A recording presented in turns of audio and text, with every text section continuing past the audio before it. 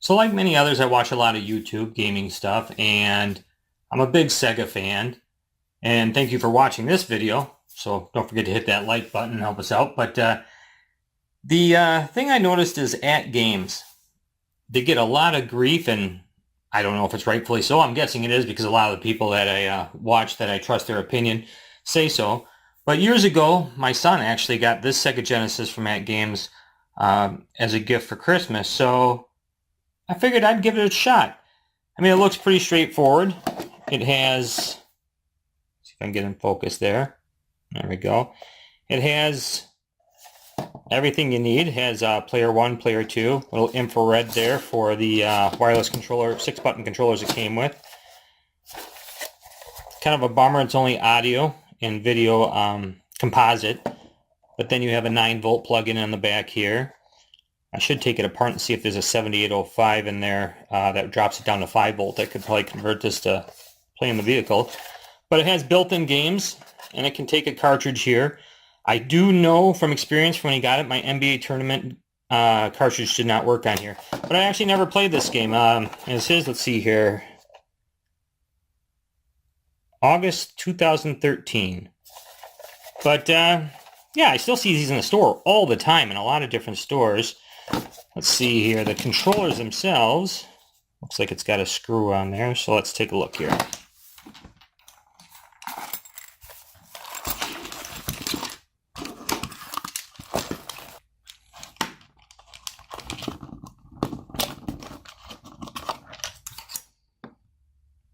AAA is good deal. I just bought AAAs. These are from when we originally bought it, so I'll test those batteries later, but we are going to remove those.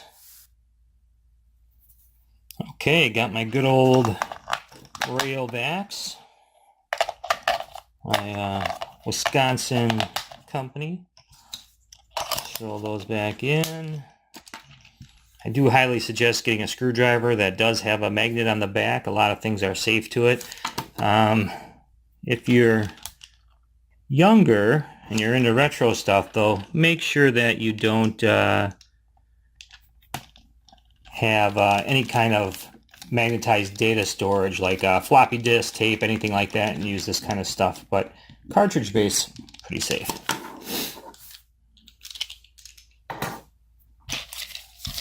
Okay, and that's lighting up. We're good. Alright, so we got our power supply here. Our worthless cables, which we're going to, I'll put a Y cable on that, and we'll plug that into my HDMI up converter so I can get some capture, and let's see what we have. So the controllers are going to try out. I'll, of course, start with this controller right here. It's hard to see. I'm always using the light on here because, well, so you can see details and stuff, but sometimes it gives a high spot there. But you'll see that's the menu, that's the start, and you have all your buttons here. So because of the menu, I might have to keep one of these controllers on hand when playing with a plug-in version to get back to the menu. We'll have to see on that. And I'll probably look that up. And then we have the Hyperkin 6-button, which is what I primarily use now. It's actually a good feel. I have the original Sega Genesis. This is actually, just holding this brings me back. This is actually one of the best feeling ones. I don't actually have any current 6-buttons, but luckily, you know, they got remade again. Sega licensed it out. And I am going to pick myself up some USB ones. And the Genesis version. The USB ones are supposed to be able to be, the 6-button are supposed to be compatible with the new Genesis Mini coming out. And if that's the case, I'm going to definitely need it for that when that comes out and I get my hands on one of those. The only downfall is why don't they include it anyways? If you're going to put Street Fighter in there, it should have been included. It's kind of irritating. This is just in case the Master System works.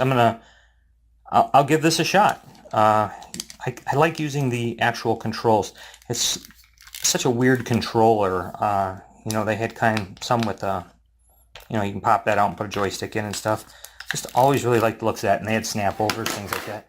And this Super Nintendo controller, not a Super Nintendo controller. I actually bought it years and years ago. I co-owned with my family a video store in Eau Claire, Wisconsin, actually. And I needed a Super Nintendo controller, so I went and got this. I actually got it pretty cheap. Looks like one. Even has the, it's hard to see on there, but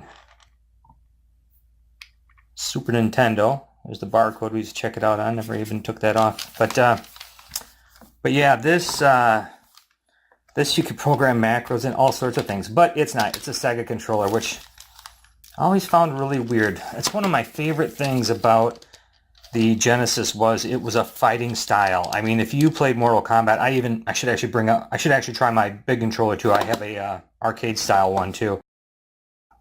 I will try that one out too.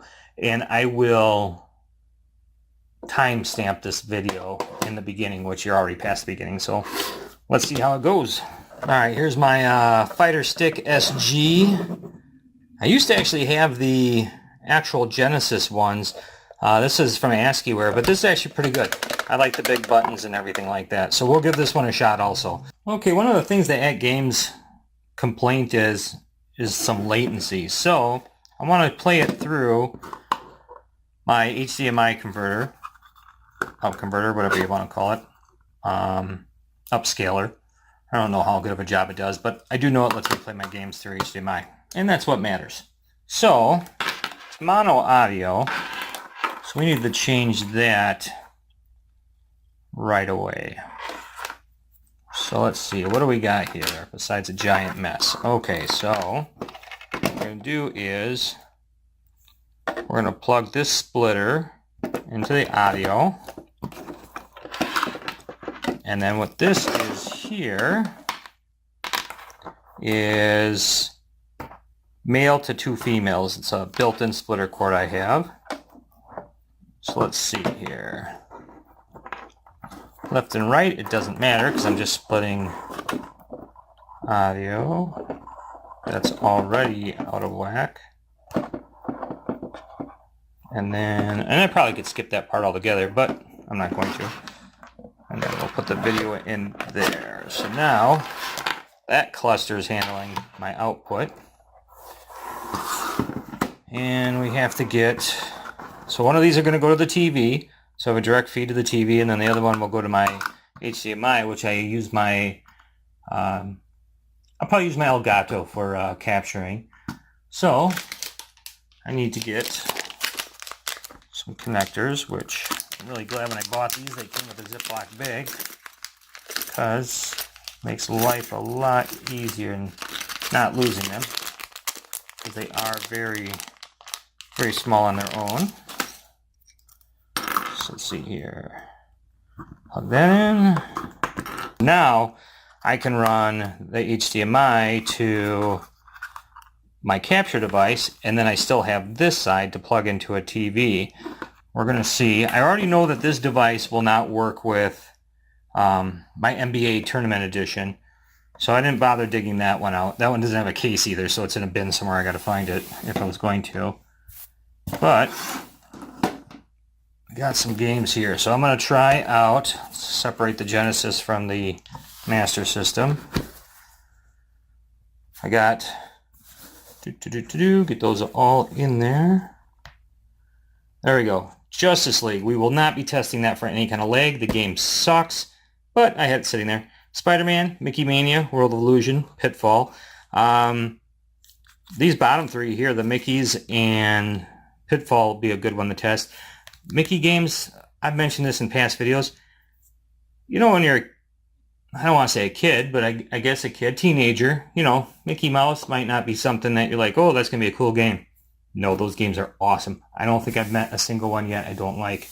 And then, one of my favorite Game Gear games, but I also have it on the Genesis, is Cool Spot. Of course, my favorite Game Gear game is Power Rangers, but this is a pretty close 7. Don't get Cool Spot for the Game Boy. It's Othello, and you'll be upset. You might be wondering, why did I grab these? Well, the reason for that is I'm going to test my power base converter. Coincidentally, if I don't drop it here. Well, actually, now that I look at those cables in the back, nope, it clears. So, if I pop that on, it coincidentally clears everything. Which, I mean, I can make these wires go to the side. I don't have to go under. It sits perfectly. Now, I know this is doing some kind of emulation, and there's games on here, but I figured, you know what? Why not? Let's try it. So the first page has Alex Kidd, Alien Storm, Altered Beast, Arrow Flash, Bonanza Brothers, Chicon, Columns 3, Comic Zone, Crackdown. Right off the bat, Comic Zone's a good one. I do like Columns. Second page, Decap Attack, Echo, Echo Jr., Echo 2, E-SWAT, Eternal Champions, Fatal Labyrinth, Flicky, Gain Ground, and Golden Axe. I do like Golden Axe. Third, Golden Axe 2, Golden Axe 3, Jewel Master, Kid Chameleon, Mean Bean Machine, Ristar, Shadow Dancer, Shinobi 3, Sonic 3D Blast, Sonic and Knuckles. So some good ones there. Then we got Sonic Spinball, Sonic the Hedgehog, Sonic the Hedgehog 2, Streets of Rage, Streets of Rage 2, Streets of Rage 3, The Ooze, Vector Man 2, Virtual Fighter. That page is loaded with a bunch of good ones. Air Hockey, Black Sheep, Bomber, Bottle Taps Race, Brain Switch, Bulls and Cows, Cannon, Checker, Chess, Color Puzzle. Well, alright, page 5 negates page 4-bit. Cross the Road, Curling 2010, Dominant Color, Fight or Lose, Firefly Glow, Fish Story, Flash Memory, Formula Challenge, Hexagonos, and Jax P. 7, Jewel Magic, Logic Dial, Mahjong, Match 11, Mega Brain Switch, Memory, Memory Match, Mirror Mirror, Mr. Balls, Naval Power. Alright. A little weaker here. And then the last page. Panic Lift, Reaction Match, Snake, Space Hunter, Spider, Sudoku Quiz, Table Magic, Treasure Hunt, Warehouse Keeper, Whack-A-Wolf. Panic Lift, I gotta admit, has my attention. But, you know what? They can't all be winners. So we're going to start with Sonic 2, and I'm going to test it with the wireless controller it comes with. And we're going to see how that goes. So right off the bat, I noticed that the controller's actually not too bad. I mean, you do got to be facing the direction. It looks like it's an infrared type signal. And if you do put your hand over the end, it's not going to do anything. I did notice the system, it sounds not the greatest, but I can deal with it. I'm actually not one of those people who get all upset if the sound's not perfect. I do think that Sega actually, of all of them, did a really good job with the music on games and stuff, but I can get past that. I would say probably have roughly about 120 to 130 degree range on the controller, side to side. I didn't, to be honest, in hindsight here, I didn't really actually pay a ton of attention to up and down. I just started playing, but I did not have any issues with it. But I do realize I pushed back and forth a lot more than I thought I did when playing the game. So the next controller I'm going to try is going to actually be the ASCII-ware 6-button fight stick, or arcade stick, or pad. Whatever you want to call it. I guess I would call it a arcade fighting pad by ASCII-ware. And we'll see how that one works. So right off the bat, I was a little worried because it just starts going down, as you can see. That slight pause where it's not going down, I actually was pushing up. And it took me a little bit to figure out what was going on. I was a little concerned, but the ASCII-ware 6-button fighting stick has a bunch of different options on it that you can adjust and play with. And it just turned out I had to just turn off all those options. Once I did that, it actually worked just fine. I was able to get into the game and try it out. And just like I expected, the controller worked just fine. This type of controller is not what I prefer for playing these games. I definitely like this controller more for, like, you know, Streets of Rage or Mortal Kombat. For the fighting style type games, I still prefer a handheld for this. But since I had it, I figured I would give it a shot, and it did. It worked just fine. The next one I'm going to try here is the actual 3-button original Sega Genesis controller. And once again, just like the last two, it's working just fine. I should mention, I didn't experience any lag either in the gameplay with the wireless controller that came with it. I will admit that wireless controller with it being the type of wireless it is isn't ideal, but actually it does work just fine. I do sometimes wonder if maybe it's how people set up their capturing and if that's causing some latency. Because I know there is some lag and latency when you put in through an HDMI converter or some item like that. Plus, not to mention emulation just naturally has some already. But I'm finding that everything so far has been working pretty good for me.